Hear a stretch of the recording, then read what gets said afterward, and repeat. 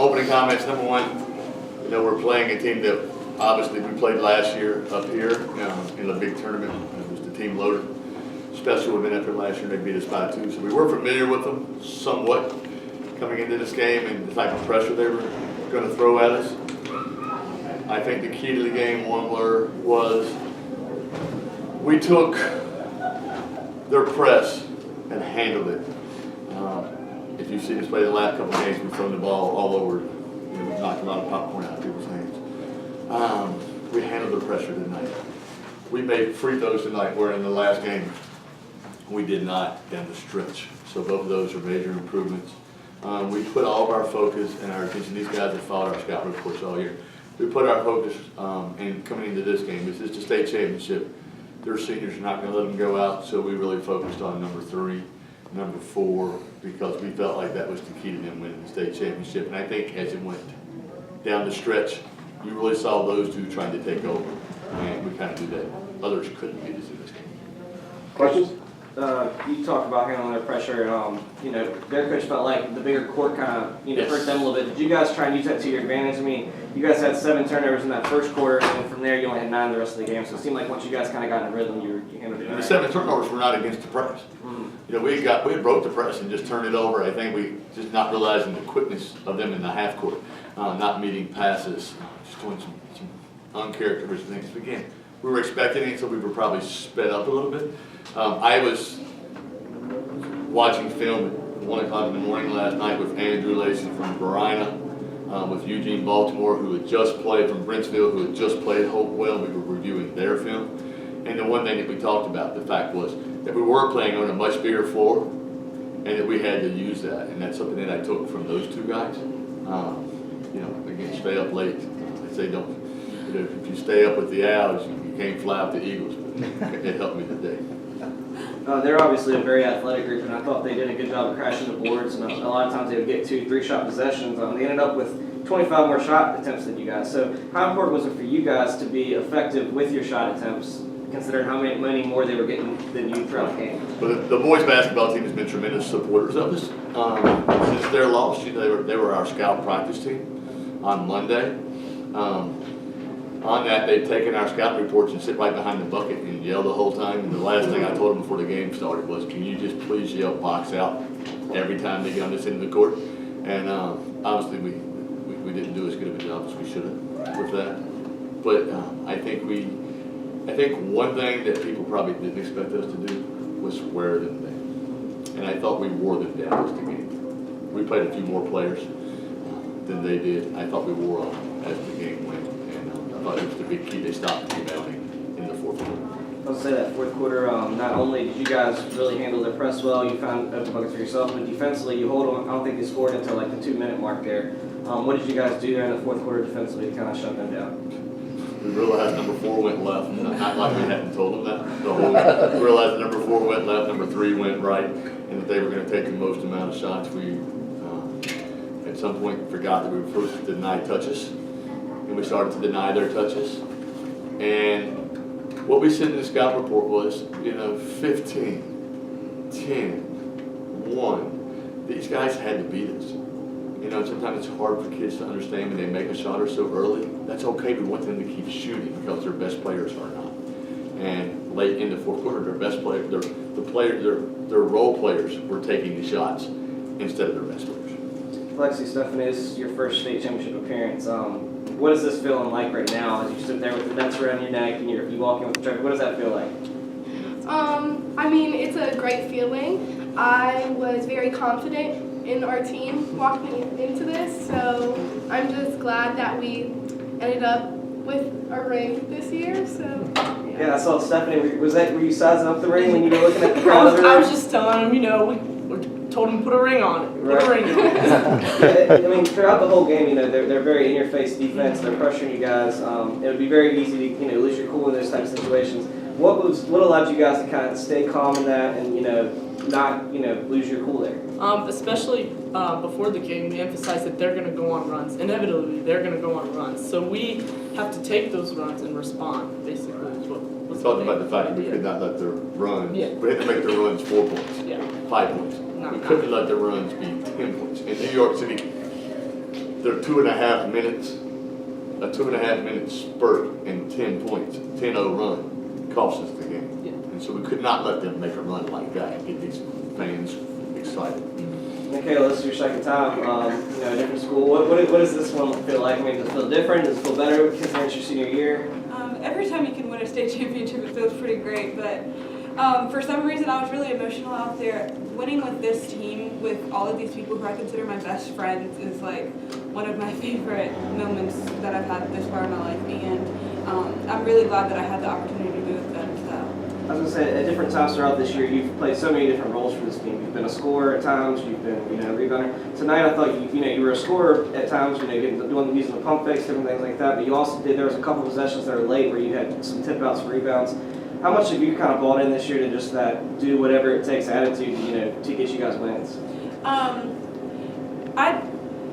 With someone like Steph on our team, it's very easy to get passive and think, okay, she's got it. So when she's having games like tonight where she's just killing it and Lexi's just killing it, everyone is, I don't try to force my shots, and I find other ways to help the team and benefit the team. So tonight it was rebounding because we needed those extra possessions like they were getting on their side. So that was what How happy are you with kind of the legacy you leave at Spotswood now? You and Mary Ruth, especially as seniors, you guys leave, and they have so many underclassmen coming back. But to kind of get Spotswood girls back on the map to where they used to be in terms of the state championship, I mean, how does that make you feel leaving?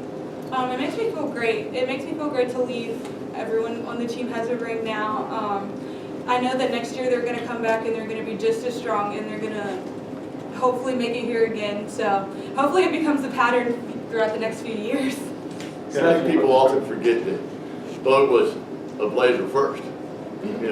She lived in Elton before the East Rock was built. She was on our AAU team and everything else, and then a family move kind of took her away. So I think it was really great for her to get a chance to come back, not only to win one with Broadway, but to get a chance to come back and win it with the kids that she started with in AAU so long ago.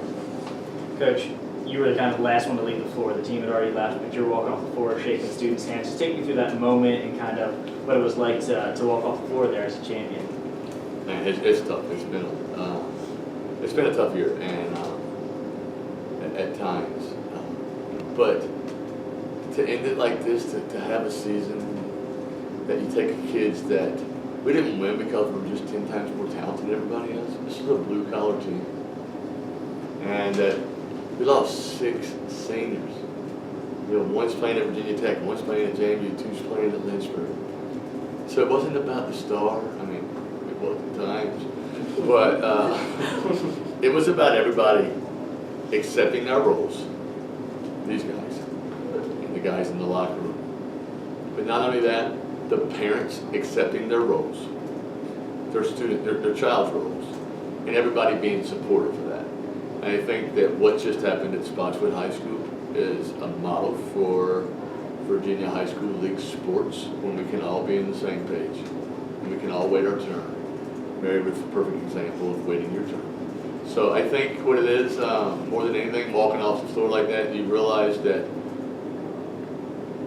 the culture of your program is working, and we've created a culture that we expect to be here, and these guys expect to be here, and their parents expect to be here, and we've created a culture where our parents are allowed to speak to us and voice and be a part of it also.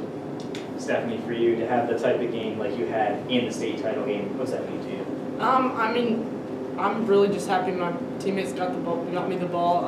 They did a tremendous job getting me the ball, and I mean, shots were there, so I took them.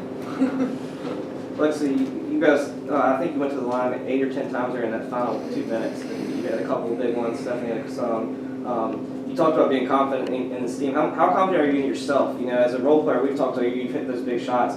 How confident were you there in those final minutes that you're stepping up there to hit those free throws in a state championship game? I mean, those are the shots that really count, and Dotson personally has been telling me to be more confident. So the whole time I was just thinking about helping my team, and those were the shots that really could get us the lead.